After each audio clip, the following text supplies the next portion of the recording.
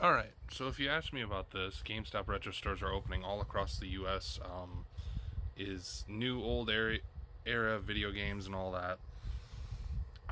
I just think it's something to keep GameStop alive. As you guys know, for the past couple of years, GameStop has just been in a flounder of just downward spirals. GameStops have closed around my area, they've closed around the United States. The business is just not what it used to be. Very clearly so as well.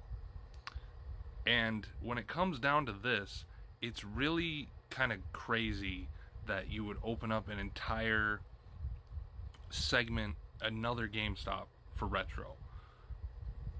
I can't think of the last time that I even said, "Oh, let's go to a GameStop. That's where I want to go." I think it's been since like high school, maybe college, when I was like 19 and I'm now 29. Keep in mind that's 10 years. I just turned 29 today, by the way. But it comes down to the point, I haven't been excited to go to a GameStop in years.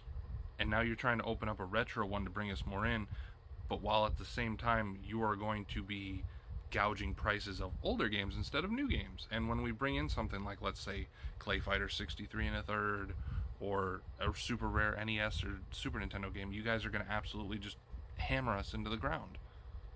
There's no point to this. You guys are just keeping a dead franchise alive longer than it should be. But nevertheless, GameStop retro stores are opening all across the United States. As the name suggests, GameStop retro deals in retro games.